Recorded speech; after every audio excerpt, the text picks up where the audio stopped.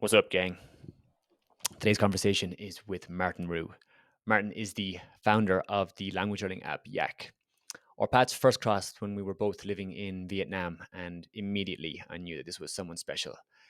His brain was just firing at a million miles an hour, and I knew that I had to have a long conversation with him, and that's what this podcast is. We discuss everything from building softwares, building trading robots, learning new languages, productivity systems, and all sorts. It's just a really, really cool conversation. I took a lot from it myself, as I always do when me and Martin speak, and I'm sure you will too. Enjoy. Go on that. How do you structure your work schedule? Not to answer your question with another question, but have you heard of a guy called Oliver Burkeman? Don't remind me of his work. I'm not. He's got a few books. His latest one is 4,000 Hours. I describe him to people as sort of like a bit of a modern philosopher, clear thinker about productivity, about all those sorts of connected subjects. The reason I mention him is I've been reading through his work. He publishes a lot of blog posts which are kind of like excerpts from the book. And one of his points is that there's this existential dread that there's a million things to do, right? If you're starting your own business or if you're doing anything, any project, even if you're just trying to live day to day, there's always a million things. But you can actually only do one thing. No matter how hard you try, just like a computer, well, a single core computer, it can only do one thing, yet it runs many programs at the same time. It's not really at the same time though, it's an illusion. What it's really doing is switching between them very, very, very quickly, and a computer can do that, but a human can't do that very well. Effectively. Yeah. And so his whole kind of like philosophy is just leaning into this idea that you are just this small human that needs rest, and you can only do one thing at a time. And really, it's all about prioritization. If you know what the most important thing is, then really you should just do the most important thing. And sometimes that doesn't feel good because the next most important thing is so close to the most important thing that it feels like you're leaving this other thing undone, or if there's just two people doing it, all these sorts of thoughts. But he really like leans into this idea of just do the most important thing and just accept your limits. You're a human, you're going to do your best, and if you prioritize well and you put the time in, you put the work in, you can't optimize for that much more than that as a single person, let's say. And I've sort of been doing that anyway, but hearing his thoughts really clarified those ideas to me. And yeah, I would say that's my answer really is. It's the most important thing I need to be focused on, and a lot of the time that is kind of clear. And if it's not, then pick the thing that you think is the most important thing. If it becomes clear that you're wrong, then you can just change to the most important thing. But yeah, I would say it almost looks like chaos. But I think if you're working on something that you care about, that you spend time on, that you're really in, you have a sense of what the most important thing is. You have kind of like a path. It's not you just stood in the middle of a field saying, which direction do I go in? You've got a rough idea, a rough kind of like heuristics for what you should be doing or what's going to move the needle, right? The thing you don't want to do, almost. That's the thing you feel. That's probably a good heuristic, yeah. What don't I really don't want to do this. Okay, that's what I should be doing. I often find I have the most like blockage towards the thing that I really, really need to be doing. But going off what you said there, I got lost in that so much, the any benefit syndrome. Like, oh, well, watching this video will have a benefit because I'm learning more about this part of my business, or making this, and you make the logo and you make this and you do everything but the fucking needle mover. What do you have to do that's going to move your business forward? And I went around in circles for years, and I love building, I love creating, so I was just doing all the fluff and never the meat. It's too easy to think that in any moment that you're doing the right thing or the wrong thing, and you just, I don't know how much you really even know. Because the thing, like with any good theory or any good strategy, I always try and think, well, okay, but what's the trade-off? Like, to do that well, something else is you're not doing well. And I feel like a lot of innovation or really genuinely new ideas, they require experimentation, and by its nature, that does not look like it's got a clear path. That really is standing in the middle of a field and saying, I'm going to go that way, and then going halfway there and saying, maybe not, I'm going to go back the other way actually. And that's it's that exploration, right? So it's like, I don't know if really the strategy is just continually every single day pick the most important thing. I think somewhere you need that kind of like, I'm going to make a logo. And in the middle of making a logo, you start thinking about colors, it leads you onto a different thought. And I think there is this idea that like, ultimate productivity is just like put the blinkers on, sit in a dark room, just get stuff done. And I don't know, I don't have the answer, but I think it's a useful question at least to ask yourself, like, am I leaving the serendipity and kind of the creative kind of exploration thing? Am I cutting myself off from that entirely in pursuit of this idea that I'll be more productive that way? What even is productive? I mean, you know exactly what you're trying to do. Maybe you have a simple answer to that. It's just do the thing. But maybe you don't. Maybe you're like trying to produce something that's new here or that's innovative, and maybe the idea's around the corner, but you're actually not going around corners. Putting yourself in a position, yeah. I used to struggle to structure my days with the needle mover, let's say, and then like if you want to reduce it to order and chaos, like chaos time and order time. So order time is when you're doing your needle mover, you outline your tasks, get them done, and then chaos is your times for watching new videos, exploring, sitting around, brainstorming, doing the fluff, let's say. But then I found that I was putting order on my chaos, and I was just trying to. I really struggled walking that line, dancing between those two. They're very different ways of thinking as well, aren't they? Like, you're going to be very structured and very focused, and then you're going to play. Well, how do you go from one mode to the other? I mean, in theory, it's possible. It's easy to say it, but to live it and do it regularly, I mean, yeah, like you say, you put order over the chaos, or you approach the order in a chaotic way, because that's the mindset you're in right now, and you feel like you want to experiment and you want to try new things, but actually you're like, which mode am I in? I don't know if there's ever really... I wonder, people who talk about, being highly productive and all these tips and advice, whether their lives really are that ordered. I was thinking that today. I was like, I've gotten much more ordered, and I've gotten much more on my discipline recently, but I'm still slacking on days, and I'm still not doing stuff. I'm feeling shit about it. I'm like, oh, well, these people that I watch, they do it every day, and they actually do it. I'm thinking, do they actually do it every day? And like everything that we're putting out, all this content, of course, yeah, representing the best side of us. But it doesn't do good for the ones listening to it and then watching it and then feeling like shit, sat at home or... Yeah, I could not agree more. And I think that's also true in so many other fields, right? We're talking about productivity, but you do the same thing with fitness influencers, and they're in the gym every single day. And I mean, they are in the gym often, right? Like, let's not say the complete opposite, which is you don't really need to work. It's all an illusion. You do need to put the work in, but there is a sort of like social media driven, kind of self-marketing driven version of it's work. Like Gary Vaynerchuk and these people, it's like work, to put all the time in, and I feel like even you don't do that. Like, you probably have bursts, and I think it's probably better to work that. It's probably more human to work that way, right? I'm sure our energy levels sort of much more coherent with that approach of like, I have a motivation right now, I have a focus, I have an idea, I'm going to just lean into it and go for it. Maybe those are the days where you work 18 hours and you don't eat very well and you skip a gym session. And then other days you don't, like you say, you don't feel so good, but you do feel shit about it, as though you should be doing the 18 hours constantly, and that's clearly not sustainable. But I don't think you get that many influencers, or certainly people trying to sell you their productivity mindset, being honest about that, because it's not in their interest to be honest about that. They want you to believe that there's something more you could be doing, and therefore you should buy their thing. But I don't buy it. I think, focus on the most important thing, be around people that are going to support you, care about what you're doing. I think this is another thing for me, is like, I've worked in so many things I do not give an absolute shit about, and it is so hard to be consistently productive when it's like that. At the end of the day, you have to care. If you don't care, then it's going to show. You can probably discipline yourself to look like you're caring for a bit, but eventually long term it isn't going to work. Yeah, I've been fired from the last three out of the four last full-time jobs I've had, but then I've go on and I'll do 34 shifts in a 30-day period. I'm not afraid of hard work, but unless I care about it, I'm not there. I'm not showing up. I cannot give my all to something I don't give a fuck about. I don't think that's even controversial. It shouldn't be. I mean, everyone plays the game, right? Like, you get hired at a company and you act like you care, but the truth is, if someone came along to you and said, look, you can have like 10 million to leave this job right now, most people would say yes. Yeah. And it reminds me of the Zappos story. I don't know if you've heard about what Zappos used to do. I don't think they do it anymore. I don't think Zappos is a company anymore. They used to offer their employees. Yeah. So they had this great book called Delivering Happiness, and it's about this idea of like what it took to build the company culture that they had at one point. They were recognized as being one of the sort of innovative companies in that space of like culture was really strong. People really believed in their mission. And what they did is they went through the hiring process. It was quite thorough. But right at the end, they would offer employees $10,000 check to leave right before being hired. They were like, we're going to hire you, but you can take $10,000 if you want instead. It might not have been 10, I can't remember, maybe it was 5. But it was something like a 3 or 4 times multiple of the salary. Because they were trying to weed out the people that were short-term focused. They wanted people that were really long-term aligned, that would trade off 4 or 5 times worth their salary as an additional bonus as well, like right now, just to leave. And I think the numbers were really small. I think the numbers were like 15% of people took it. Jeez, and I guess then you're paying for your churn. You're going to give that to the recruiter anyways.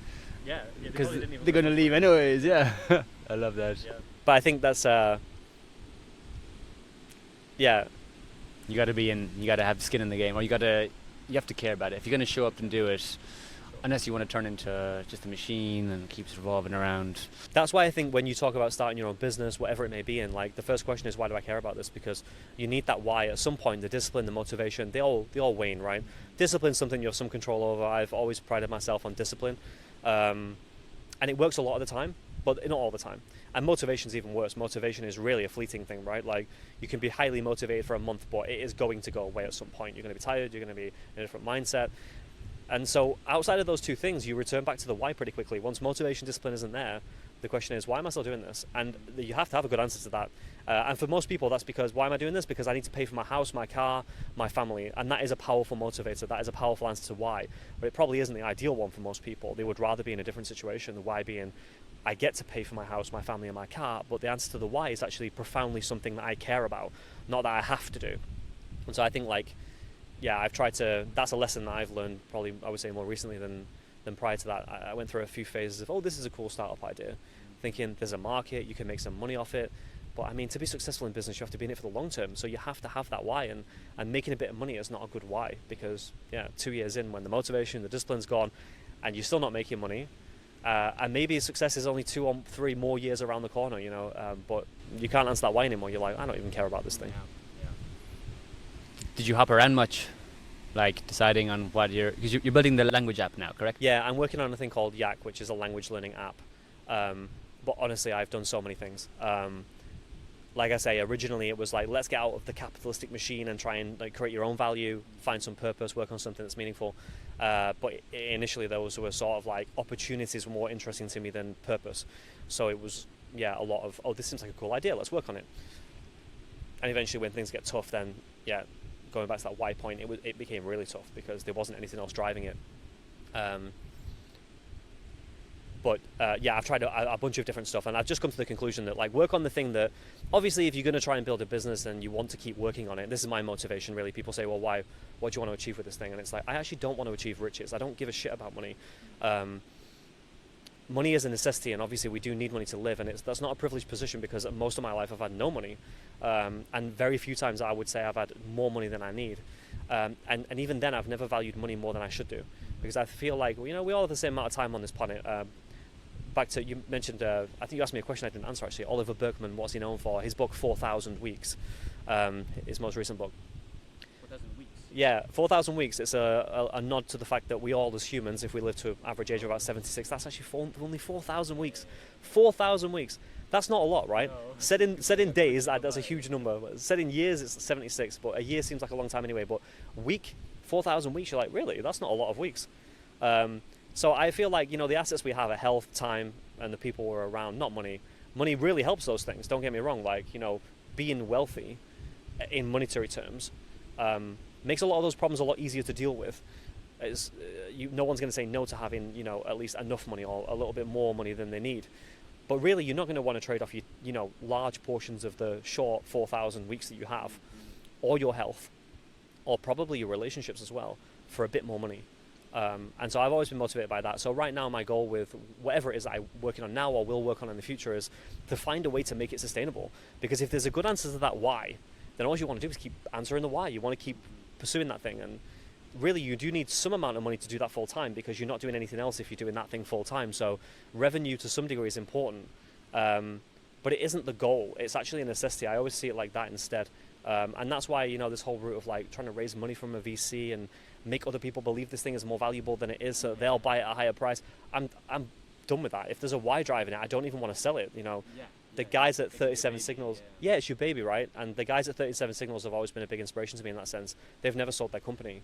They've been working on it consistently for decades. And whenever there's been an opportunity to sell it, they've always said, well, why would we sell it? We make money. We can hire people, work with great people and friends. We keep it small. We keep it fun. We work on problems that we really care about. Why would we sell it? If we sold it, we wouldn't have any of those things anymore. Yeah. We just have money, but we wouldn't have any of the purpose, any of the meaning. I totally subscribe to that idea. Yeah, it's a difficult one. It's what, that whole train of thought is why we decided to switch up everything. So for you, where does happiness, I'm gonna quote unquote happiness, fit into business success? Let's say, like, it sounds like you're putting it pretty high on the scale, because I found that I was putting money at the top, and then it was just making everything else feel weird. So where does it fit in for you? Yeah, these words are difficult for me, because happiness it throws me straight into gratitude. Okay, yeah. Philosophy. To answer the question in a roundabout way, I I used to say, that this the existential question of like, what is the purpose of life? This coming from a person who's non-religious, I'll add that as context.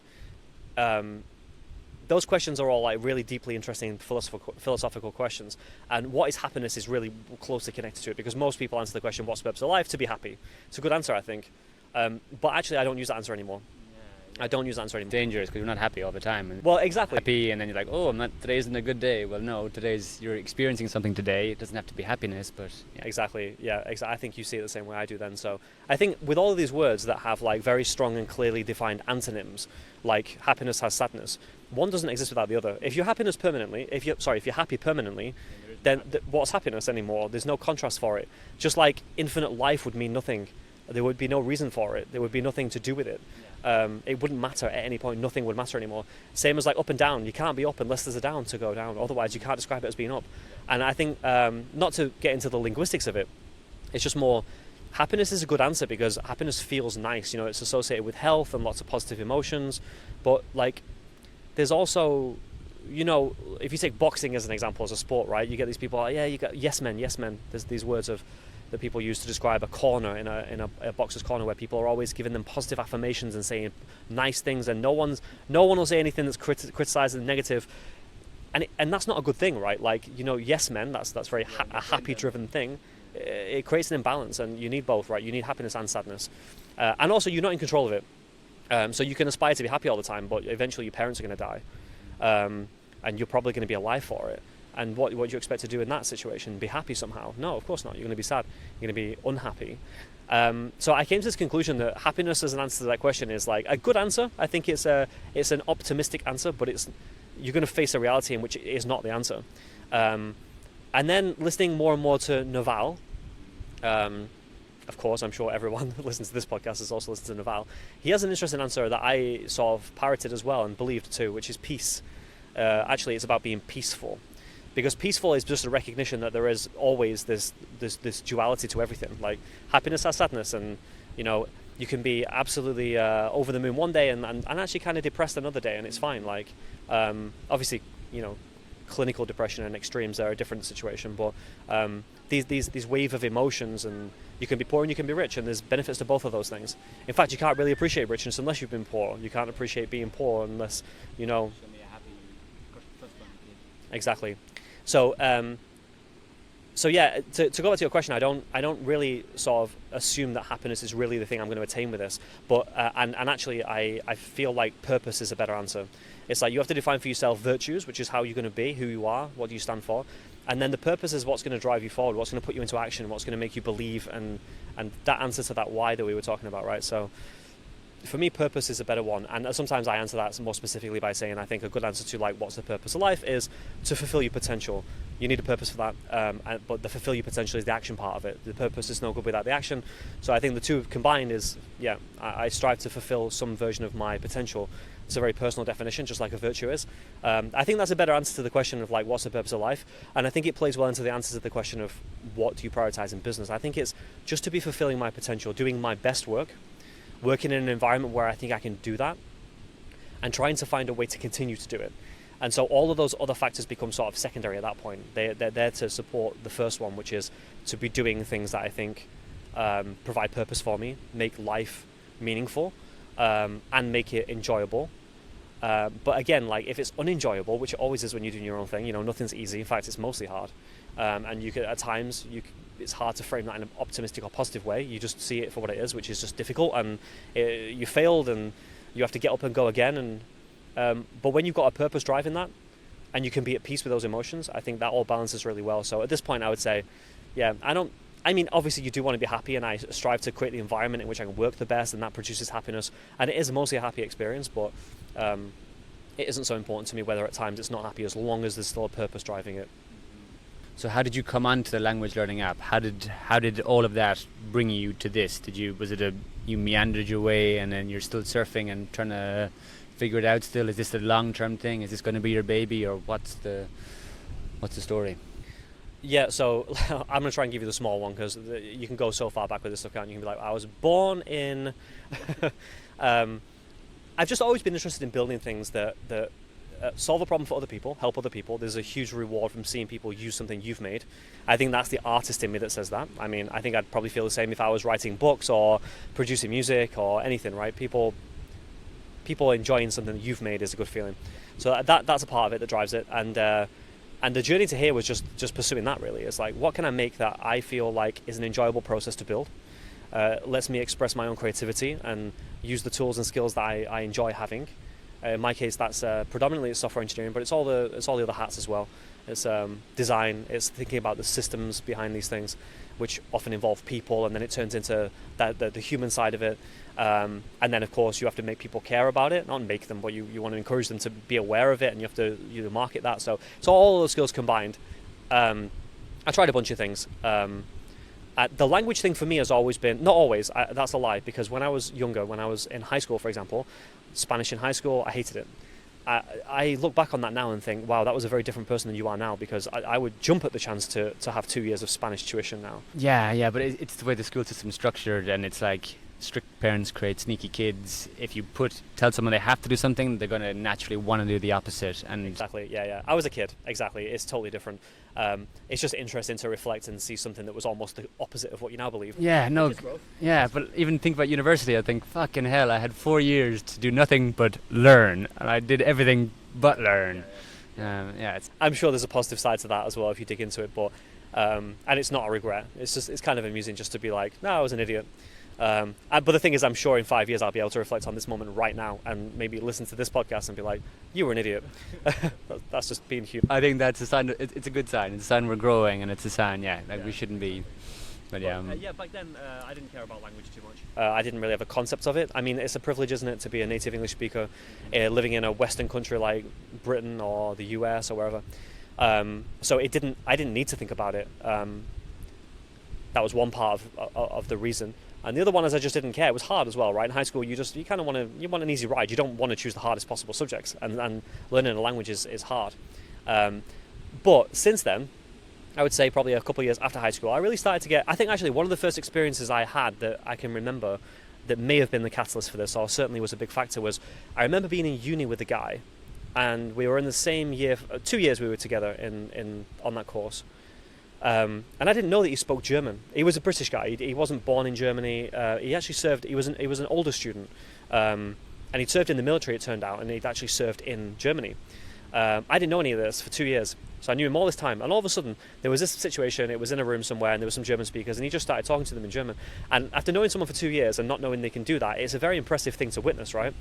And I think that was probably one of the catalysts. But long story short, those sorts of experiences, that one and many more in the future, made me just get really interested in language.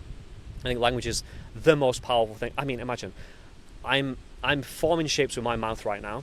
I'm blowing air through them, and it's producing sound waves that are going into this microphone and to your ears, and your brain's taking them, and those are my thoughts and ideas, and they're going into your brain, and you're doing the same. And that's our intrinsic capability for language. That's incredible. But we have different languages. The whole subject is deeply fascinating. Like, it's not even about language learning, it's just about what is language from a linguistic but also from a philosophical point of view. It's deeply interesting. I could talk about it for way too long. But I got really deep into that. And that led on to a bunch of things. I spent some time in Germany and Spain. My Spanish is not so good. My German's worse now because I've not practiced it in so long. But I got to a reasonable level in both languages. And a bunch of other things. I tried to learn Russian. I tried to learn Turkish. I've been interested in so many languages. Basque, Hungarian, because those are just grammatically speaking, just really interesting languages. And then I discovered Esperanto. This is a bit of a weird one, but for anyone who doesn't have any idea what that is or thinks it's Spanish, it's not.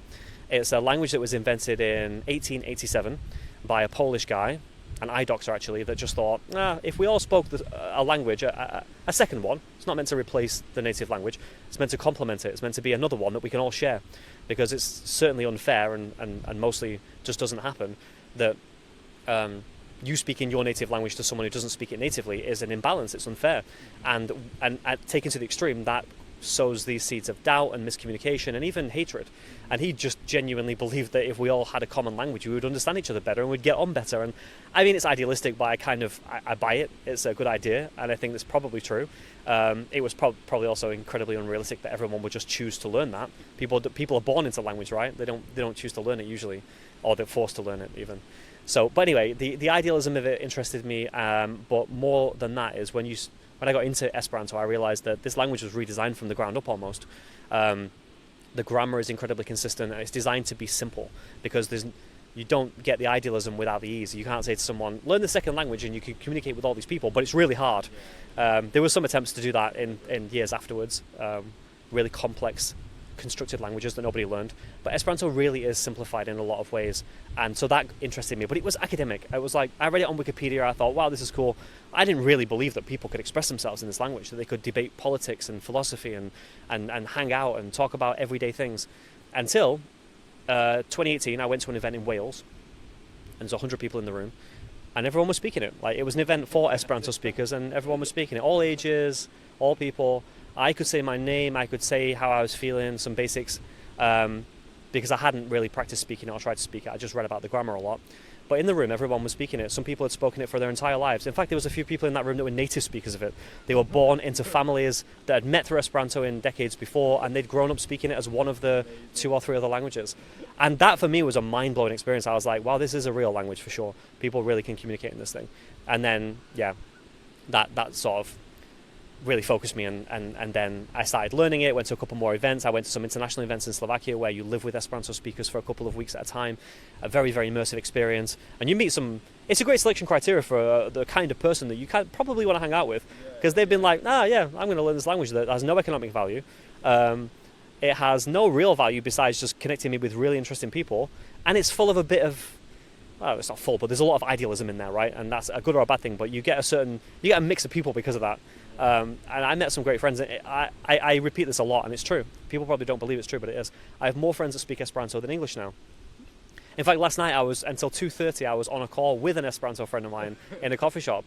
Like, it's just a normal language for me now. It's it's not even surreal anymore. So you were speaking with him in Esperanto? With her in Esperanto. We do that all the time. Every 2-3 weeks, we just catch up. And yeah, and in the pandemic, the pandemic was a bad time for a lot of people, but I got to the point where I was like, I don't believe in the strategy that Britain's taking here, and I want out of it, and I want to take my own risks among people who also want to take similar risks to me. I don't want to endanger anybody, and decided to do that in Spain among all my Esperanto friends. And I was there for 5 months, and Esperanto was the only language I spoke. That's why my Spanish is still so bad. Oh my god. So how do you say my name is Martin in Esperanto? There's a few ways, but the most common way you would say mi no millas. No millas. Basically means to become named. Mi no millas, and then you would pronounce it however you want, Martin. It's got, I would say, European vowels, so use European vowel pronunciation. And it's same letters? There's a couple of additional letters. There's some diphthongs in Esperanto are single letters, so you don't get combinations like CH, you get a C with a little hat on it. So every letter has one sound. There's many things in the language like that simplify it for people to learn. But yeah, it's a Latin alphabet. The roots of the words are taken from Romance languages, so it overlaps with French, I think, most, by about 40%. But the root is just the roots. I mean, Esperanto has its own grammar. You can have, like, for example, I talk about san. Salut, san is similar. It's a Latin root for health.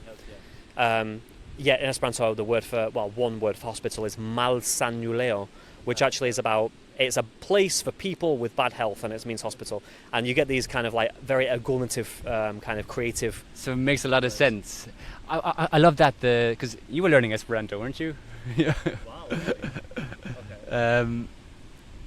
Yeah, I love finding the ties. I'm the same as yourself. The language, since I started, I guess you have to be able to speak something else to start noticing the triangles in between all the languages. And once you do, it's oh my God, it blew my brain just seeing all the etymology of all the Latin languages, and then seeing how, I think I mentioned this before, that in Irish and Hebrew there's 400 words that are linguistically identical almost. Wow. But yeah, but those two civilizations have never crossed paths in our known history, and we can get into that as well. History. I don't know what your thoughts are on that.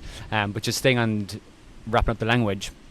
I love looking at like words that you might know the word, but because you can speak or know words in other Latin languages, you can figure out what that word is. I'm trying to think like stuff like duro, like durable, or I'm not going to be able to think of them now, but you can make sense of them, and it's like, oh my God, these are all. I have a funny anecdote about this, right? You know, in the UK there's this game show called The Chase. I don't know if you've seen it, right? It's a quiz show, basically. Lots of questions being fired at people. And since learning Esperanto, whenever there's a question about what's the meaning of this word, there's a lot of those sorts of questions. You can see the question writers probably just batch write like 1,000 questions about meanings of words. It's that same thing that you're talking about, right? You see the word, and it might be like some obscure English word you've never seen, but there's a middle part of it or a beginning part of it, and you're like, yeah, lewd, L-U-D, and you're like, that probably means to play, something to do with playing. And when you've got multiple choice answers and one of them's played and the other three are not, you're like, that's the answer.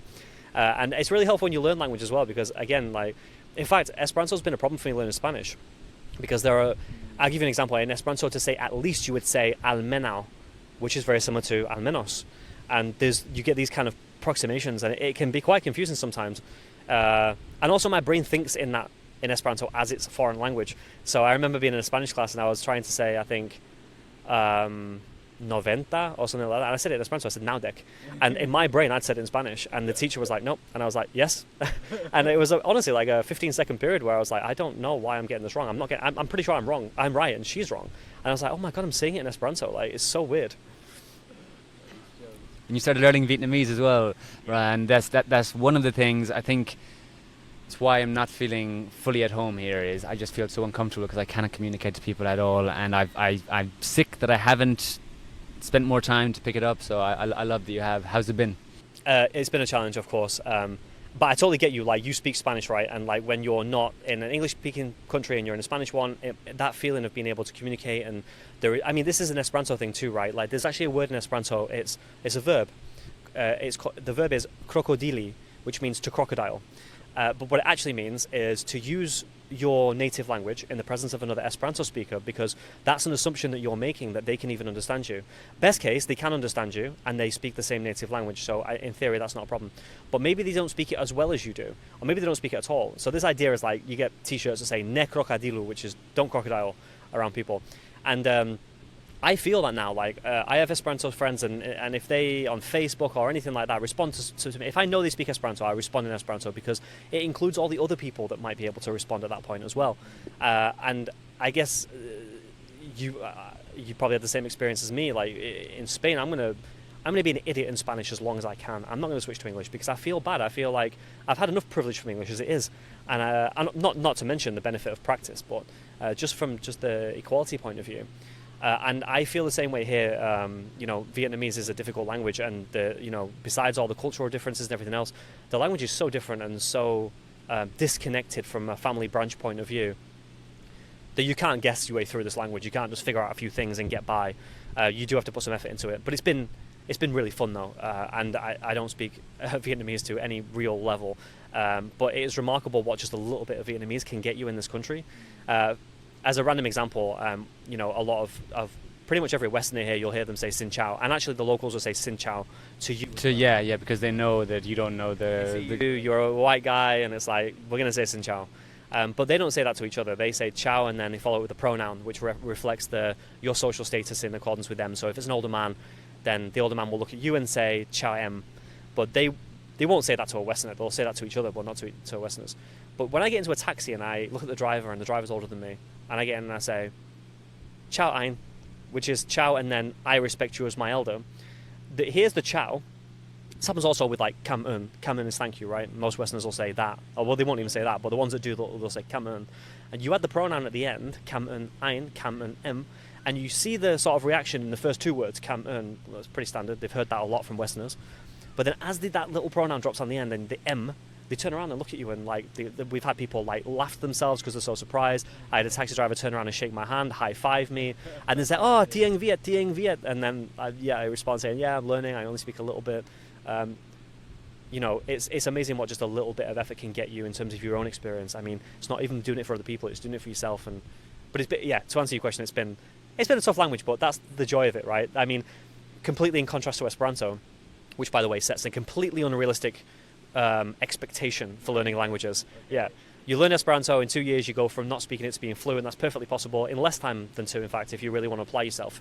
But of course, you can't practice Esperanto every day. So usually, I'd say within 2 years, people go from not speaking it at all to speaking it pretty well. Some people completely fluently. But then you approach a real language and you're like, that's not going to happen. Like, it can happen. There are cases of it, but it's not common. You're going to spend 4 or 5 years, and it's going to take a lot more work. And my aspirations with Vietnamese are not to be fluent, but actually I worked out the other day. I've only studied Vietnamese for 30 hours, That's all. 30 hours. That's nothing really. That's one class per week for 1 hour and 2 hours of additional study on my own. It's not a lot. But the reward for that is entirely disproportionate. And have you found that, so just say like you want to learn a Latin language, that the structure, it's very difficult. The verbs, depending on the language, can be an absolute nightmare. Is it very like, I go get pizza, you like, it's the pronunciation and stuff, it sounds like it's difficult to get over at the beginning, but once you get that down, is the structure more simple? Yeah, the Vietnamese grammar in some ways is easy if you look at it just purely from a grammar point of view. I would say a good summarization is probably that what you pay for is the pronunciation, because of course Vietnamese is a tonal language. In the north there's 6 tones, which is actually 2 more than you'll get in Chinese. And people who have never spoken an Asian language before, say a monolingual English speaker, they're going to struggle with that. You'll hear like the same word 4 times and think that that's the same word 4 times, and it's not. And actually the 4 different words are spelled exactly the same. One of them just has an uptone, a downtone, a midtone, a falling tone, and they mean completely different things. So you really do have to spend a long time like focusing on pronunciation. My pronunciation is not great. I get into trouble all the time with it. Because in Vietnam, they listen to tones, they hear tones. We hear word parts, right? But syllables, they hear tones. So you can actually say the syllables wrong but get the tones right, and they're going to be able to guess what you mean, which is a weird concept because we don't have that. Like in English, if you got the tones wrong, so if you got the word parts wrong, you said the wrong vowel. If you said E instead of A, it's just so confusing. You don't know what someone's saying. If you said like hello, is that hello? It sounds a bit like it, but it's not, right? But in Vietnam, if you say that wrong, but you say it with the right tone, there's a much more chance they'll be able to guess. So I'd say that's what you pay, is the struggle to learn the pronunciation, the tonality, and the rhythm. And it is especially hard when you see you have a word, a phrase that's got, say, 6 words, and there's an uptone, a downtone, there's a break-in tone, and it's hard to pay attention to that. On the other hand, though, as you mentioned, the grammar, I would say it's more simplified. It's not German. It doesn't have noun declensions and cases. It doesn't have gender. Plurality is simpler. It's just a number before the thing. Conjugations of verbs don't exist. You just have a particle that describes the tense. So those things are definitely easier. You learn one thing and it pretty much works. I don't know enough Vietnamese to tell you that it works everywhere. I'm sure it doesn't because it's a natural language. But it works. That's the idea generally. Like dang is like this thing is happening in the present tense. So I'm saying if I'm currently studying Vietnamese, then to study is hoc, hoc. And I would say, if I was saying this to an older person, to a younger person, sorry, I would say ein dang hoc.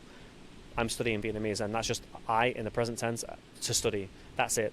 In some ways, that's actually as simple as Esperanto is. So yeah, I would say the grammar seems easier to me, and I have a few friends that speak Vietnamese really, really well. English speakers that have learned it. One guy in particular, really impressive dude. He spent last 5 years learning it, and he says the same thing. Yeah, the grammar's pretty easy. Once you feel comfortable with pronunciation, which does take some time, a long time, then the grammar you sort of speed up. I guess it's like a hockey stick, right? It's a lot of effort for a long time, and all of a sudden you just sort of like flick up at the end, and suddenly you go from speaking Vietnamese badly to speaking a lot of Vietnamese pretty well. Yeah. I was saying to Darius, I reckon it's like skiing and snowboarding. Like snowboarding, you're on your ass fucking flat out because you've never had your 2 feet tied together before. Skiing, you can get by because you can meander your way around, but it's really difficult to perfect because there's 2 things side by side. Where snowboard, once you can actually navigate, you don't need to be perfect because the board makes you perfect, let's say. So it's difficult at the beginning, but then you go parabolic.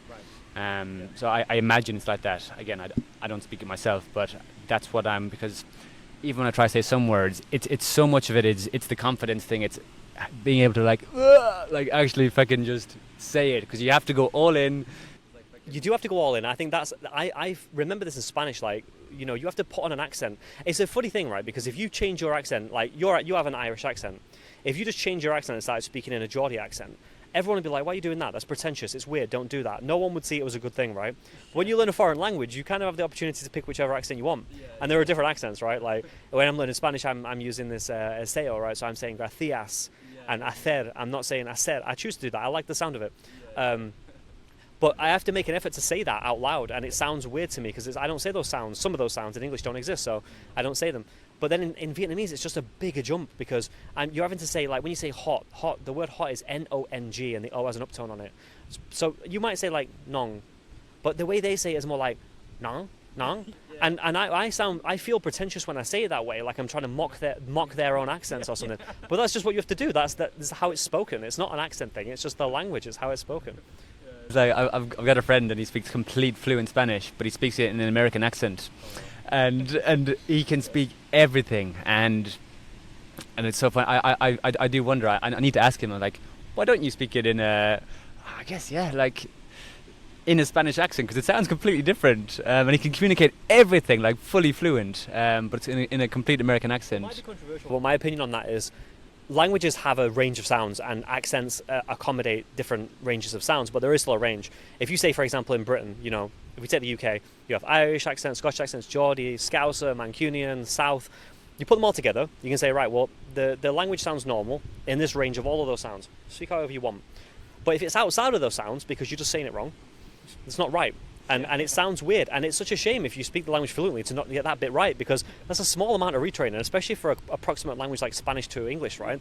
Just learn how to say those vowels better. It's not hard, and then suddenly you already speak it fluently, but then people will actually believe that you speak it fluently rather than hear it in an English accent and think, do you even speak Spanish? Although I suppose it's a unique story, at least. People probably think, oh wait, damn, you do speak Spanish, but you don't, but you do. It's amazing watching the process of him start to speak with someone. You can see them kind of like rolling their eyes, like, come on, and next thing he starts asking for more complex things, and then in the end they're having a full-blown conversation.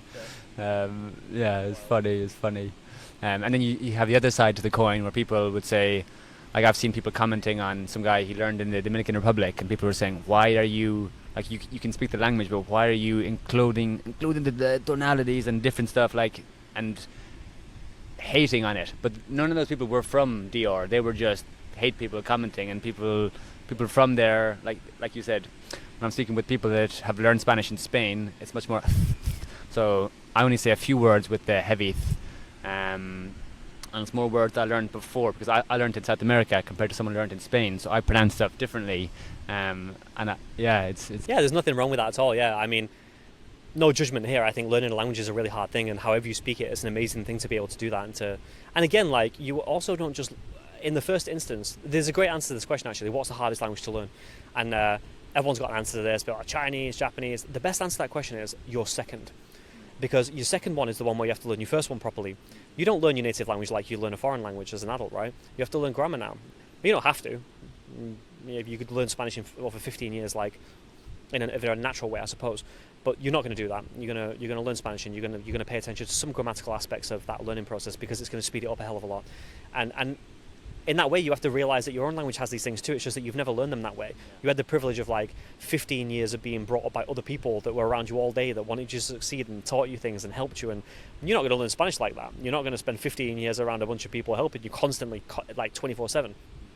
So now you have to take responsibility for yourself a bit, and you have to say, okay, well, I need to understand what a noun is. It's going to be important for me to do that. Or a verb, for example, in Spanish, really important to understand what a verb is, understand how verbs are slightly different than in English, but still not that different, actually. So conjugations in English, you just don't know about them if you've never spoken another language. So yeah, it's a good answer, I think, to the question is it's your second language which is the hardest one, because then you have to face what languages from a deeper perspective. And so for me, there's a huge amount of respect when anyone learns a second language as an adult. Bilingual people also impress me, but I mean, they didn't really work for it, let's be honest. They're just privileged people. I'm only joking. It's always impressive when people speak a different language, but when people learn it as an adult, that is a huge goal. That's a really, really hard thing to do. I liken it to like when you see someone with a great physique. They didn't get that without hard work. And if you're an adult speaker of another language well, or even just a little bit, it's still a very impressive thing. Like, you put work in, you jump into Spanish now, and my first thought is you have spent hours and hours and hours and hours practicing, feeling stupid, correcting yourself, studying this thing, flashcards, all this stuff. That's a lot of work, and it's very easy to respect that. The age thing makes such a difference. You're right, because we met one of our friends here, Michael. It's funny, he left Vietnam when he was 11, was it? And he moved to the States just after the war, spent 50 years there, and he's just come back. And like you're saying about the tonalities, people, the minute he opens his mouth, they know that because he's from Saigon, so they can tell the tonalities straight away. But he's got 2 daughters here, and the younger one is excelling far more at English than the older one. And they're not old, like one's 11 and one's, I don't know, like 6 or something like that.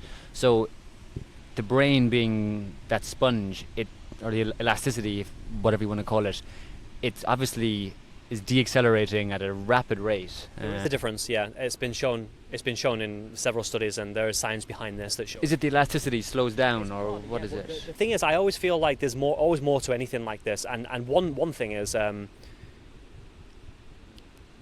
taken from the opposite perspective, like, oh, adults can't learn languages. No, it's not true. It's just that adults prioritize different things, and they don't approach it the same way they would as a younger person. Another factor is embarrassment, right? Like, adults are embarrassed, but the 5-year-old children are not. They'll just speak. In fact, 5-year-old children might not even differentiate between the two languages. They just speak a language, happens to be English and Vietnamese.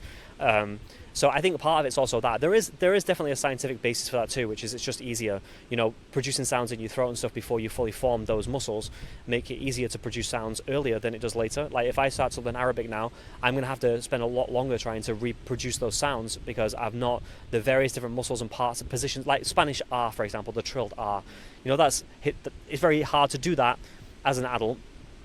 As an English speaker, because you've just never produced that sound, and you need to put your tongue into a position you've never done before. You can certainly learn to do it, but it's a bit harder. A child doesn't perceive that; they just sort of like mimic it and do it. It's easier for them. So I think there's a psychology behind it as well that plays into like that. It's easier for children. Children are also much more supported. Like they go to school all day long and they practice. Imagine they're immersed constantly. So there's a lot of factors at play, but there is certainly also a scientific basis for that. Yeah, there is a plasticity of the brain that helps in those earlier years. But I mean, the message for me is always don't use those as excuses. At the end of the day, you're the age you're at, and if you want to learn a language, there's no reason you can't. You can learn a language at any age. There's many polyglot speakers. A good example is Steve Kaufman, the founder of Link. He puts out great content all the time about language learning. I think the dude's like 65, 67, and he speaks like 12, 15 languages, and he's constantly learning new ones. There is simply no real reason why you can't. That's that phrase, right? The Henry Ford quote. No, it's not Henry Ford, is it? If you think you can't, you're right. Or if you think you can, or you think you can't, you're right. Yeah, if you believe it, you can do it. It's a bit harder, but you can do it. So, your app, we're talking about the school system and the way that it teaches is completely wrong. How do you go around navigating that? Are you taking a different approach to learning? Because what I say, we don't learn from repeat exposure, we learn from repeat recall. So is it based around that, or how do you go about it? So the approach I'm taking with YAKK is I wanted to build something that contributed, that didn't just mimic what was already there, right? So Duolingo, really popular app that people do use, and people who use it seriously can learn quite a lot. Most people don't take it seriously, so they don't learn so much, but they still learn stuff. Can't, but I met people, had conversation with them and talking for 5 minutes, and you're like, how'd you learn that? Oh yeah, Duolingo. Absolutely, yeah. It's not true that it doesn't work. It's just that most people, I mean, it's gamified. It's tailored to people who are not serious learners because that's their business model, and that's fine.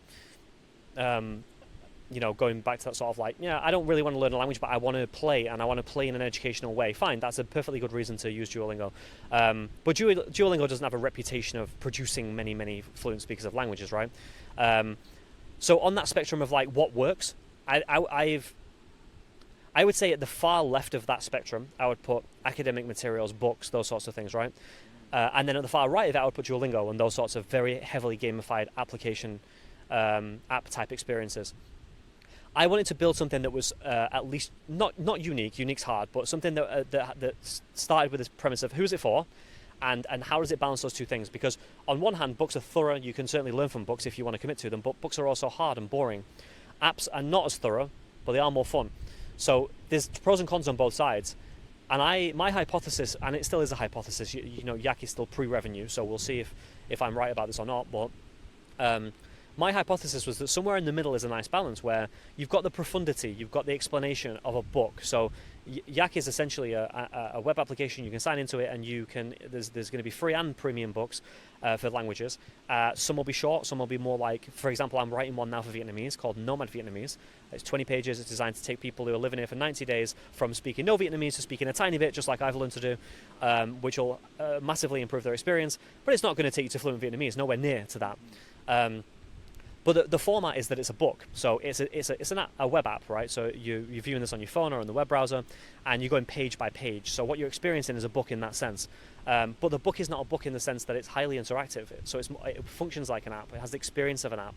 So you've got a paragraph and a table, some information about conjugation, let's say, some information about some grammar that you need to be aware of, but maybe only a paragraph or two before you then putting that knowledge into practice. And I think that dance between learn the thing and have it explained well by someone who knows how to teach it, and then put the thing into practice so you can actually apply it That dance between those two modes is what helps people learn. If you just study a book, if you read a book cover to cover and you don't bother to say anything or practice anything, you're not going to learn the thing.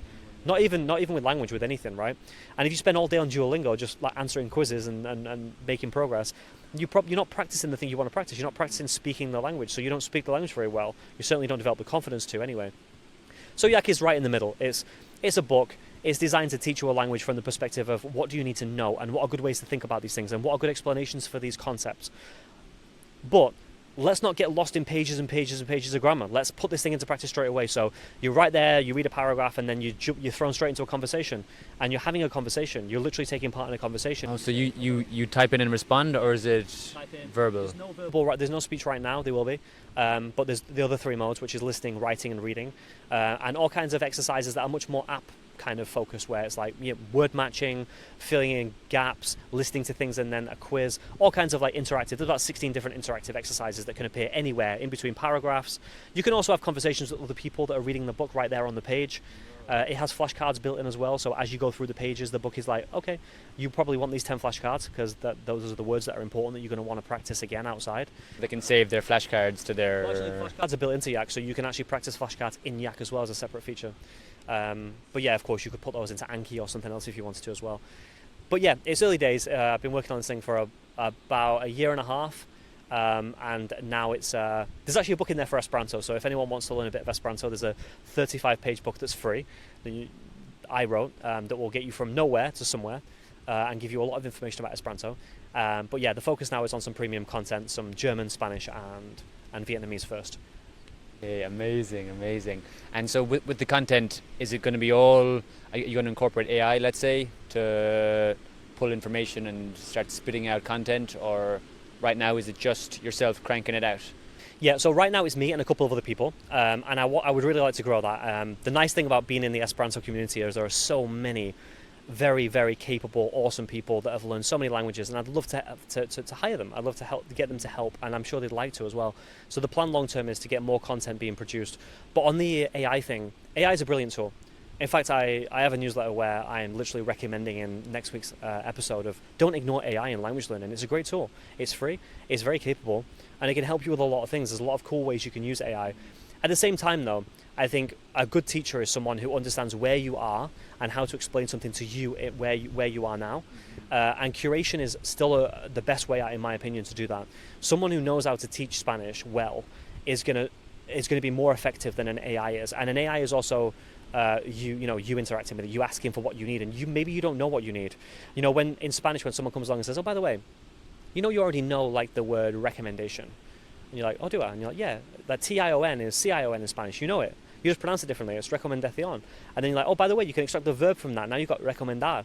And if you know it's an AR verb, then you know that's the dominant vowel. So now you know it's recomenda or recomendas, and all these things. And a human can do that, but an AI is not going to go that deep. It's not going to figure that out for you. So curation is what YAKK's based on right now, but I think there's definitely room to introduce AI features into it in the future if there's a good case for it. But I really am tired of this, like, let's add AI to everything. I think the question is, how does it specifically help, and is it better than the alternative? And if the answers to those questions are yes, then it will appear in YAKK. But right now it's about curation. It's about that sort of like local knowledge and someone who knows how to teach it, sort of doing that in the book.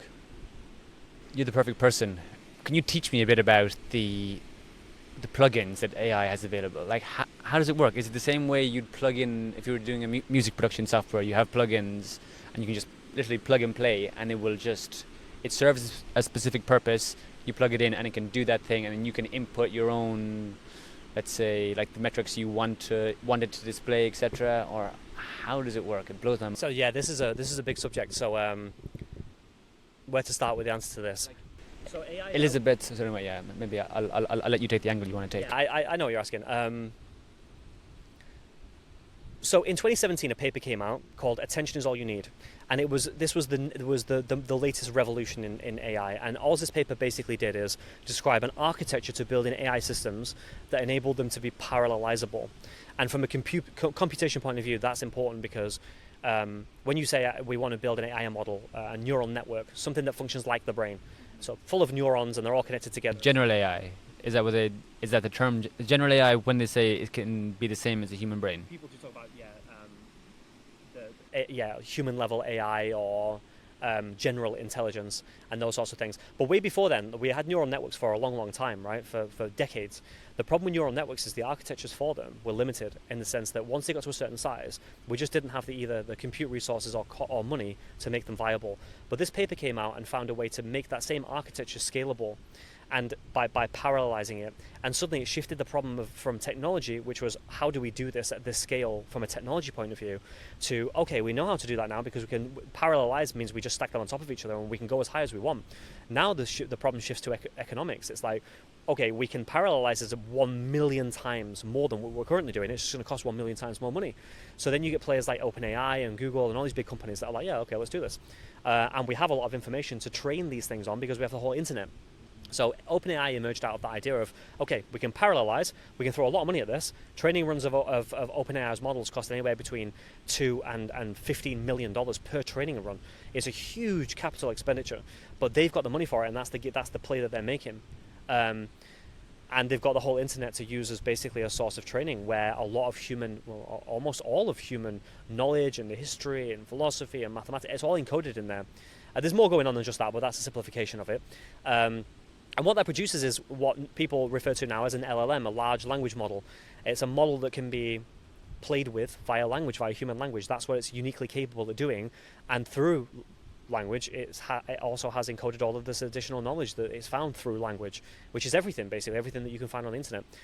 So when it comes to plugins, most people who apply AI to their products are actually not doing very much. They're taking these existing LLMs. They're not making their own.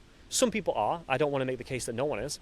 But many more people are just taking these big, large language models and they have access to them programmatically via APIs. So they pay for API access. And it's no different from you sitting in front of OpenAI in the web browser and asking it questions. It's just that there's a back end to some person's app that's doing that, and they're asking some interesting questions and getting some interesting results, and they're layering those on to produce some kind of product or user experience. But the core capability there is not something they've added to the model.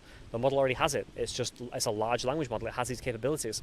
And so if, for example, if you want to make an app that helps people with their daily to-do list, you build the to-do list, and then in the back end, you sort of talk to OpenAI and to GPT-4, let's say, or 4.0, and you just ask questions, and the interface between you and the model is in English, and so the back end's doing all that, and it's surfacing that as features to the front end to the user, and that's it. There's other ways to extend AI. You can add customizations to it. You can add your own training data to it and these kinds of things. But yeah, most people are just really extrapolating value from what's already there in the base models. And that's the amazing thing. This is a big shift in capability.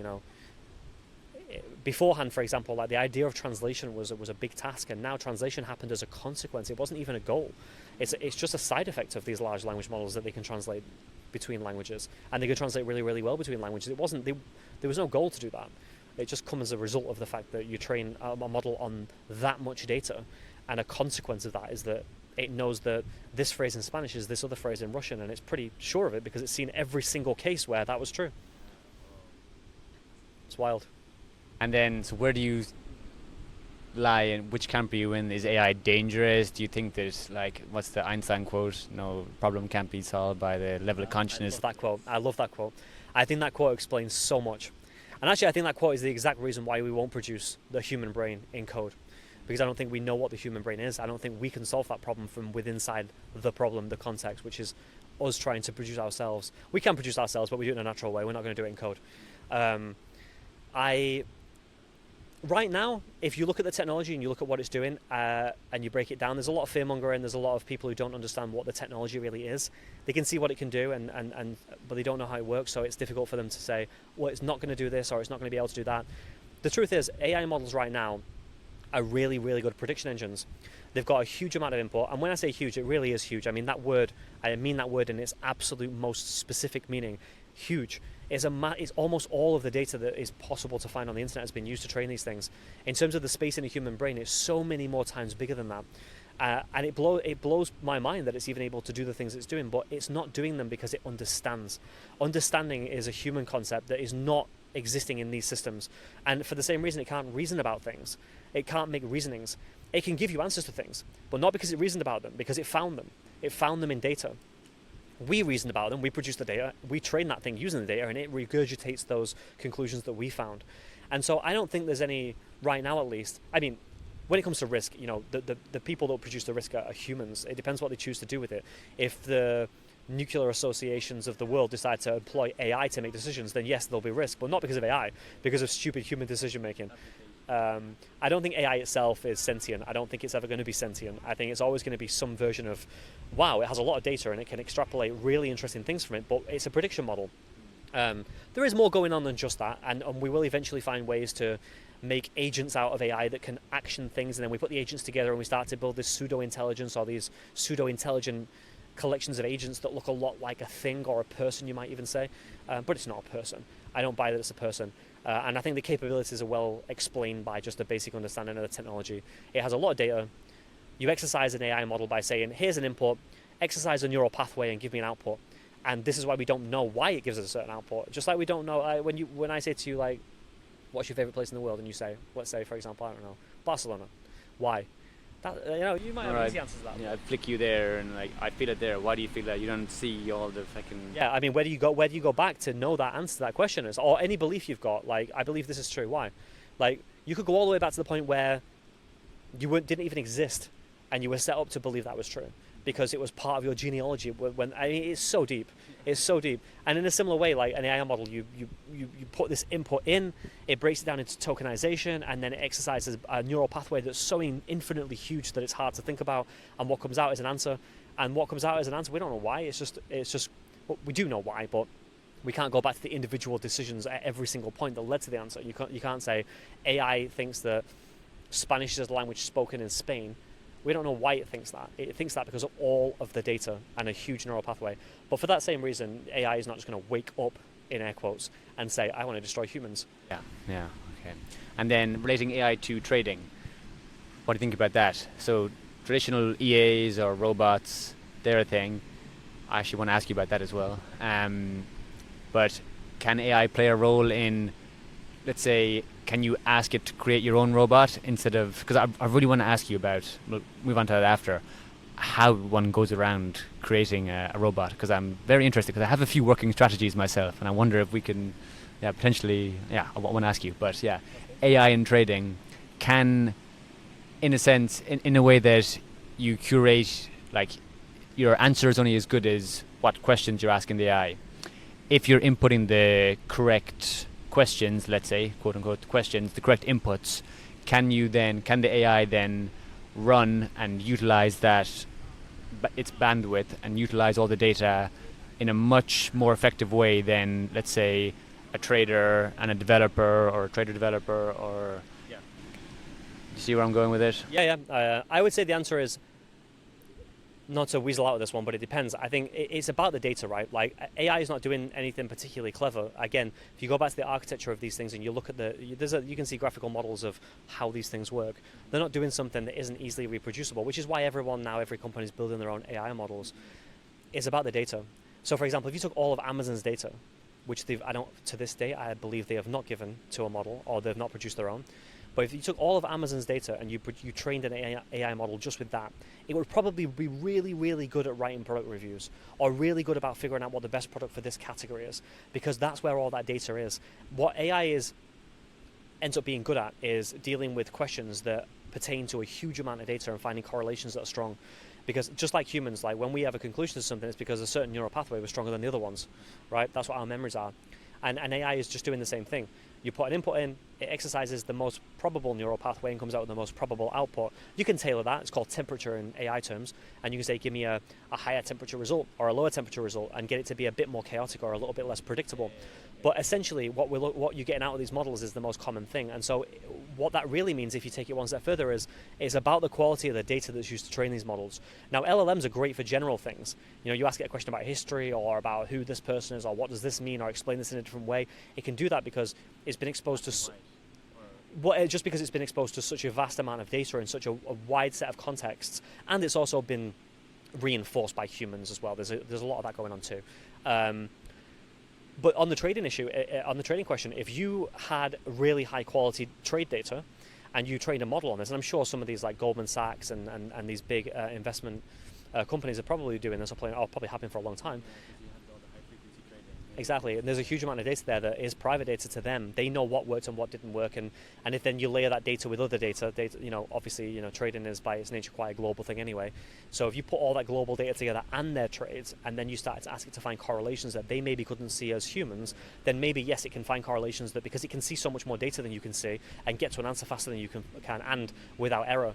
So yeah, there's a lot of opportunity, I think, for AI, but it really just boils down to, you've got so much data and you as a human can't process it in any realistic way. I'll find correlations in it over more than sort of a couple of orders of magnitude, but an AI can do it at a much bigger, a huge level. So, but again, it's the data. If you've not got that data, then you're asking AI to make a decision about something it hasn't seen, so it can't give you a good prediction about it because it hasn't seen very much of it before.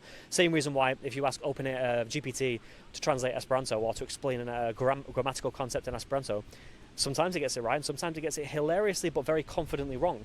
It just hasn't seen enough Esperanto to be able to always get it right. But you do that in Spanish and it's pretty good.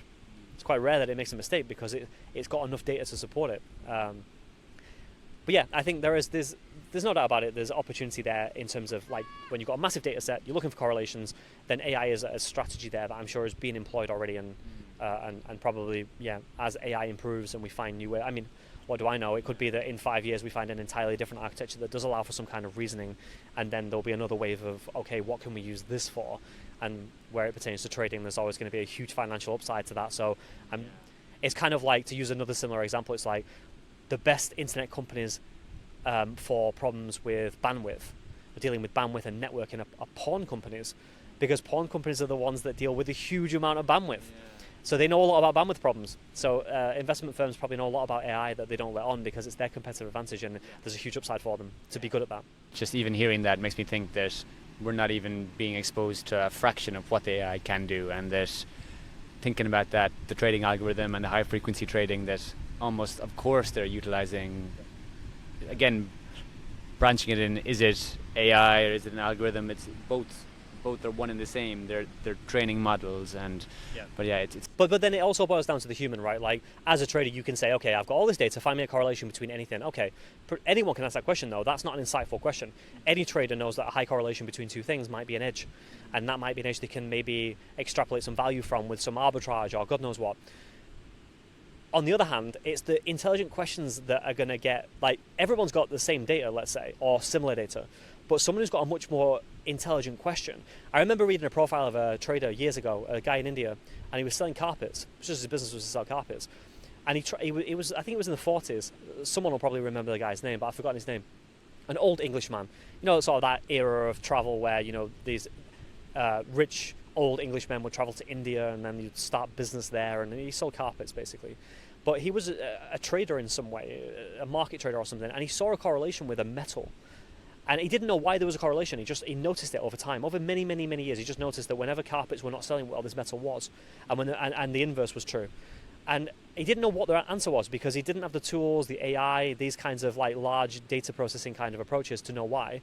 Nowadays, we could probably find out an answer or a very good hypothesis for why. It didn't matter to him why. It's just that it became a pretty obvious correlation. And then when carpets, as a hedge for carpets, he was buying or selling this other metal, and he didn't know why, but it worked. It worked, and it made him incredible fortunes. That's the thing. Simple rules of the But it's the questions, right? If he wasn't looking in wherever the hell he was looking when he found that correlation with that metal, he would have never found that. So it's about the question. I think it's about, like, what do you know about your field that someone else doesn't? I mean, that's what it boils down to, because there's also probably the quickest democratization and commoditization of these technologies I've ever seen. Suddenly we went from this capability that was incredible, like translation and answering all these things, and to the point where people are not even using Google search anymore. We went from all of that, like that huge wave of technology that no one's really ever seen before, to there's now every company in the world's got their own AI, and it's a race to the bottom in terms of what you can charge for it. That's insane, that commoditization. So what that means is the playing field became level. Imagine these companies would have held on to this and not give access to anybody. Like, they would have been able to build some incredible products, and everyone would have been like, how the hell are you making these products? Yeah. But now everyone can use these models in the background to do something, and that's why there's all this innovation in these small companies, or not innovation really, but all of these small companies that are trying to capitalize on this value. And what that means is, like, yeah, it comes back down to the individual. What do you know that someone else doesn't? Because you've both got access to AI. Yeah, this is something that's initially I pushed it to the back of my mind, or I didn't want to deal with it, but meeting so many developers here and just seeing the potential of it, and at the same time part of me is being pulled away from trading. Partly why we've had this whole business. It's not what I want to prioritize right now. I think it's because I have something I have to get done so that I can have that done, tick that box, and then give it my all again. Because right now I cannot commit my all to it, and I've been trying to juggle that with other stuff, and it's And trading's a full-time job, right? Like, you don't want to do that passively. It's hard. you can't. Yeah, you can't. Well, you can, but it's not very fun. But yeah, the idea of building a robot is so much more attractive to me now. So let's take, just say you had a simple EA crossover strategy, you had a simple support and resistance strategy, you had a timings and level strategy. Would all of those strategies run at the same time, or would you put all of those into one strategy? I'm guessing they'd all run simultaneously, and then that way you would hedge. Or yeah. I mean, honestly, I think the answer to this question is whatever you want. The first question is, like, how do you get access to a system where you get real-time price information and execution, right? If you've got both of those things, then in theory, then you can apply code to it and you can automate anything you want, and then you code a strategy. Way back in the day, I used to trade Forex. I didn't do it for very long, about a year and a half, and I made a little bit. Well, at the time, it was a lot of money. It was about £4,000. I was just after uni, so it was great. I was able to live on that. But it was trading Forex, and I had a strategy that nothing super clever, but it was non-farm payroll data for Euro USD, and there were some pretty obvious correlations there. If the 3-week pre-non-farm was strong, then there was going to be a trend probably emerge. Probably a positive trend, but not necessarily. There's always other factors. So there was a trend following strategy that would emerge afterwards 3 weeks later, and you could usually inform how strong the trend was going to be, at least by how off the pre-non-farm was going to be, based on expectation. So if the expectation was like 300,000 jobs and it actually came in at 500,000 jobs, then my hypothesis was the trend that emerges when when the real numbers come out, it'll be a bit stronger because it beat the expectation by, like, say 40% or something. And so at the time, I used a piece of software called MT4, and it was basically a desktop piece of software that would connect to different brokerages, and it was a bridge that would allow execution. Wait, is it MQL4? Hosted on MT4? Yes, MT4 is the underlying software, I think. Nowadays, I think they probably made it. This was a long time ago. This was probably 2008 or something. Nowadays, a lot of these trading brokerages have like their own online web versions, or, as you say, some of them are actually like web versions of what was originally, I think, just MT4. Okay, so you actually built it out on Back MT4. then you could use MT4 just as a piece of desktop software with some brokerages and say, okay, connect it to this API and it can execute trades for you. You can do the trades within that, and it had better graphing and stuff. So if you were trading technically and you were like, okay, I'm looking for Fibonacci retracements, and their shitty web app doesn't have that, then you could just do it via the software instead, and you've got all these charts and you'd have to pay more money for it. But what interested me is that there was actually a language built into it. It was basically the C programming language, which is a very old programming language. It was sort of a simple version of C, but it was built into this tool, and you could open the tool and you could create a bot. This was back in 2006, 7, 8, around that time. Maybe some people even used it, I don't know. But you could write code, and the code would have access to be able to do things that you could click buttons for, but it could make those decisions as price information came in over the wire, basically. So you could automate a trading strategy.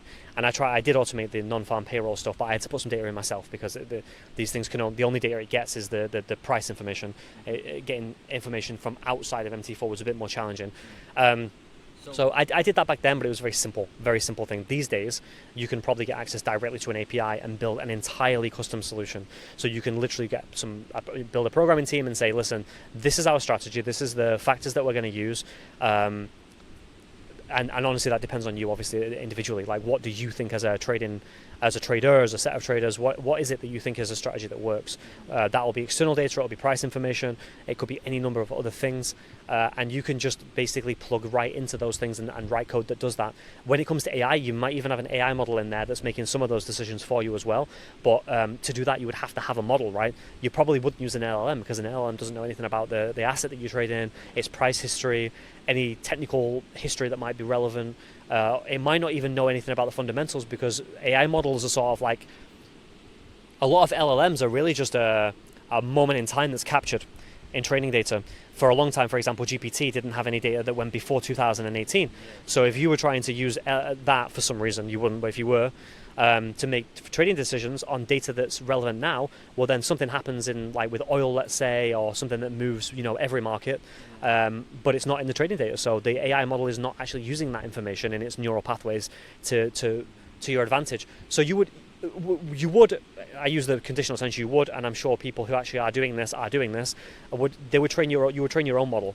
And now that's a whole different specialism. That's a whole different capability. You now have an internal team of data engineers and scientists and AI engineers that can figure out where that data comes from, figure out what the architecture for the model is, train that model, continually put new information into that model, and then leverage it in decision making in some way, in addition to whatever non-AI automations they were also using to do that. And so I think the answer is really just, it depends what you want to do, but all of those options are on the table, and I'm sure they're being used by some of the bigger players. But in terms of a smaller player, if you were an individual and you were like, I want my own AI model, what that really means is, where's your data coming from? Like, an AI model is only useful if it has useful data. So what data are you going to use? If you're going to use your own data, that's a very, very, very small data set. It probably isn't. I mean, maybe it can learn from some mistakes. If you've got like 2 years of trading history and you're like, I'm going to train a model on all of the things I did wrong, so I never do those same things wrong again, assuming that those are general principles that you can extrapolate future decisions from, and they will always be wrong in the future, then in theory you could do that. But still, it boils down to data, and you need, I'm talking like significantly more data than you as an individual would have to create some kind of model that might find a pattern that you haven't already seen yourself. Right. And in terms of specificity? You know when someone says something wrong and then you're just doomed? I'm now find myself in that position. I'm not even going to try. That's the one. Let's take your model as an example. How specific were you? Were you punching in, if the previous week if the following week takes out the previous week's high 3 weeks in a row, I will then look to execute either a trend or I will look for a reversal? Like, it's literally... I from memory, it was something as simple as that. I had to input external information into it, which was how much the non-farm actually exceeded what the prediction was 3 weeks ago. If the result is 20% higher or greater than, then it will execute this trade. If not... It would that would basically just be me saying that it's going to do this, but then it was still trying to find a trend. So my idea, and I think from memory this worked about half of the time. I don't think it yeah, well, true. There's a risk strategy on top of that. Is you can make money from that, and I did make money from it. I feel like maybe there was a lot of ways to do this in a smarter way than I actually did it. But what I actually, from memory, did is, like, I put that input data in to say this is the trigger for it, because that's like, it's monthly data. It doesn't need to be doing it real time. I just need to wait for that pre-non-farm to come out and go, okay, yep, that's going to be. That's beating it by, say, 200%. I think a trend's going to emerge here.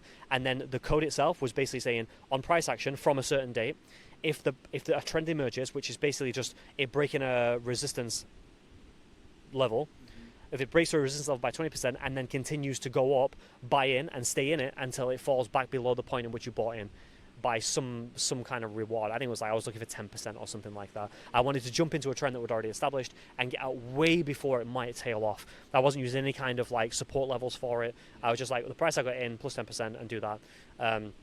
At the time, I think, Euro USD was like in a really bull anyway, so I think a lot of that success was just because it was a bull market anyway. But that's all I was doing, something very, very trivial. That today would not work. It just wouldn't. It's too simple. Like, you would scalp some money, but you would probably succeed 3 or 4 times on small scalps and then get washed out on a massive failure at some point without a really good risk strategy. So I wouldn't do that now. But I honestly don't know what I would do now. I've been out of trading for a very long time. So that's the thing with these bots. Maybe you might know. They work until they don't work. Is that the market conditions change and we might have a ranging market for a few months and then we go to a trending period? Yep. So then to mitigate that, you would then incorporate other strategies for different market conditions and they would run simultaneously, and then you could, let's say, hedge your position so that when it's trending you have that's being your cash cow, let's say, while the other ones... Yeah, but then there's also just the general market condition to consider as well, right? Like, if we're going into a recession, it doesn't matter what you're doing. Like, if you're late or wrong, you're still going to get washed out. So I think you can't know everything. In my head, I always assess it as, let's say you expose no more than your overall trading capital of 5%. You got 20 goes to get it right. Yeah. You want to basically like make really good trades based on some knowledge of maybe some price action if you're a purely technical trader, but ideally also combined with some fundamental knowledge of the asset. With currency, that's basically impossible because that's basically geopolitics and everything else combined. But maybe if it's a smaller asset, like something that you know about, you're really bullish on Nvidia because you're 3 or 4 months before everyone else realizing that there's a shortage of GPUs because of all the crypto traders for the years before, and now AI needs it. And okay, I'm going to go bull on that, and then I'm going to wait for some price action to support those hypotheses, and then I'm going to get in. But to your point, when exactly is that condition going against what that hypothesis is? I don't know how you figure that out. Like, what are the heuristics? I mean, the heuristics are you've lost all your money, but you don't want to get to that point. You want to be out way before then. So I honestly don't know what a good strategy there is. And I think anything where there's a small opportunity, there's someone's closer to the exchange, someone's got a bit more information than you, they're going to, or it's already priced in and you're too late. So I don't know. If I was trading at this point, I think I wouldn't be trading at all. I think I'd be like, okay, I'm invested. I'm going to go long term on this stuff and find some fundamental insights. Take some of these, as Nassim Taleb calls them, asymmetric risks, right? Of like, if the downside is minor and the upside potential is like orders of magnitude more, take the risk. Accumulate a few of those risks, and at some point, some little thing is going to blow up. You're not going to know which it was, but you're positioned at least for that kind of luck to find you. And outside of that, I'm not sure what else you can really do. And then the days of scalping and day trading are probably over in a high frequency world where not only high frequency, but these AI models that probably are finding correlations that you can't even see. You're looking at price action, but that AI is also looking at price action, and every single piece of... And it's getting the data being fed in constantly. Yeah, it's insane. I love Nassim. Have you seen the Deutsch files? It's what's his name? His name's escaping me now, but it's with Naval. Talks about, you'd love it. I'll send you it over afterwards. He's got a similar stance to you on AI, very logical, no faff. I think you take a lot from it. Nassim as well, he's amazing. Have you read? I've read Anti-Fragile, and I tell people it was one of the hardest books I ever read, because Nassim doesn't write for other people, he writes for himself, right? He's hard to read and he's chaotic in the way he writes. He goes all over the place and there's a lot of points interwoven, but the guy's smart and he has a lot of interesting things to say. I think the signal to noise ratio is actually quite low, but some of the signals are really good signals though. So I think the idea of anti-fragility and asymmetric risk and some of the other ideas in the Black Swan, and they're useful things to know about. Maybe there'd be easier ways to convey that if you weren't Nassim Taleb, but I think it's still worth reading if you've got the time. Which one? Yeah, there's nice cornerstones you can take from it and then utilize that. It comes with a lot of fluff, and it comes with a lot. Like thinking about risk as a general kind of way to think about anything, though, right? Like his whole thing is everything's risk. Everything that you do is you should consider it as some kind of risk play.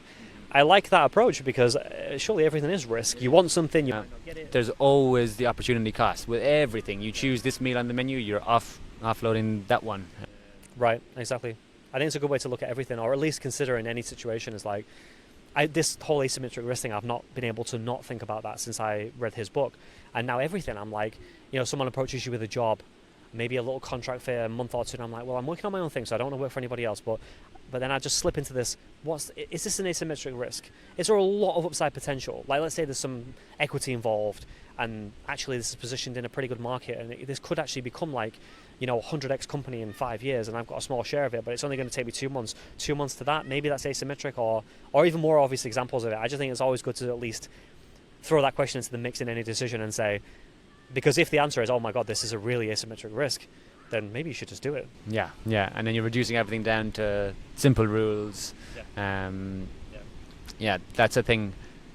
Traders and people in general, myself included, I went for the complex systems route, and I'd had my crazy whiteboard where I'd mapped out every fucking minute of the 24-hour day, and then when it came down to it, I was just seeing 4 different things happening at once, thinking I was, again, it's the any benefit syndrome, thinking more information is good, but it's not. It's like you're trying to watch a movie on Netflix. You can never fucking pick it because there's just so much data there that you can't actually come down to it. Right, you got you're looking at the price action and you're like, why is everyone buying this? The answer is because everyone's buying this. Now the fundamentals don't even matter in some moment, when there's crypto now, yeah. Crypto, exactly. Like when you're in a bull in crypto, you meet people who are like, I bought loads of Bitcoin, and then you can ask them a basic question about Bitcoin and they have no idea. They've not bought it for any other reason than the fact that it's valuable and they think it's going to keep going up. And you could be on the other side of that, spending days and days and days researching this and this and this and coming up with a really good hypothesis of what should be driving a future price increase. And actually what's driving it is just the same thing that drove people to buy tulips. It's just like the delusion and madness of crowds. Have you listened to or read Ray Dalio's stuff? I've seen snippets and I've read summaries, but I don't think I've ever read any of his full books, actually. Yeah, just going off what you mentioned there about who was it that noticed the correlation between the oil and the carpets? No, carpets and metals. Ray Dalio has a bunch of those, and it's just like, oh my god, how it's so out of the box. And he went like to such great lengths to identify these correlations, but then it's the executing on them. It's the risk strategy, and you can be right, but not at the right time. Right, I know many people that have been right in the long term, but they've not been able to be in it for long enough to be right, and they've taken a position too early. They're now leveraged and exposed, and they're going to be right. They know they're going to be right, but it's not now, and they don't have the capital to be. Yeah, when I say right. The market can be irrational longer than you can stay liquid. Yeah, solvent. Exactly. Yeah, so true. Martin, I think that's a good place to wrap it up. It's been an absolute pleasure. What a great conversation. Yes, mate. Thank you, bro. Thank you. Boom.